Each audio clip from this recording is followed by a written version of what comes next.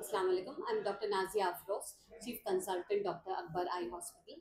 I would very proudly announce that today Dr. Akbar Eye Hospital was at Toli Choki was inaugurated by Barrister Asaduddin Owaisi, and we were very happy, the whole Akbar Eye Hospital family, that Barrister Saab had spent so much time in our hospital, and he was very happy to see all the equipment being provided, equipment and the facilities being provided under one roof.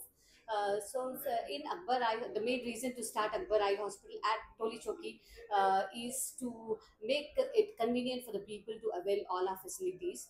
In this busy life, when there is a lot of traffic problems and due to time restriction, people find it very difficult to cover distances, wait for long hours, and consult a doctor. So we have made this facility available at the people's reach, so they can utilize. So these days, every second patient is an eye patient because of the increase in screen time, and due to lifestyle changes, there's many every second patient is turning diabetic.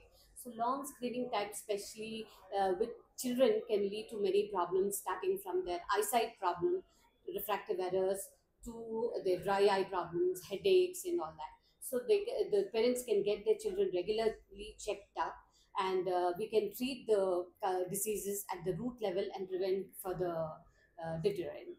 And coming to diabetes, because every second patient is a diabetic patient, and that to uncontrolled diabetes, diabetic retinopathy is such a disease which slowly starts affecting the retina of a person.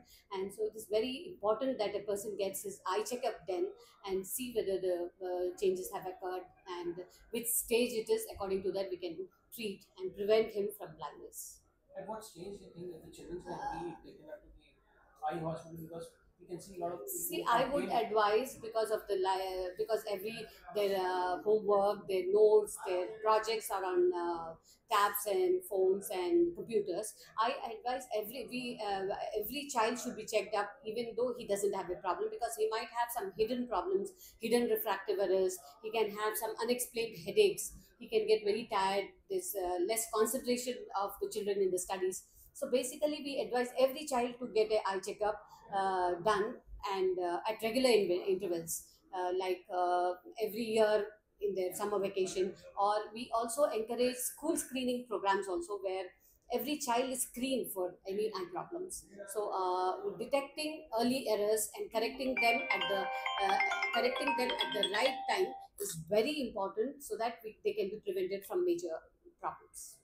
Recently, the country called Finland, like they have banned completely digital screening in schools, as well as they don't want any kind of screen time. Actually. So, is it a good move, or what do you see?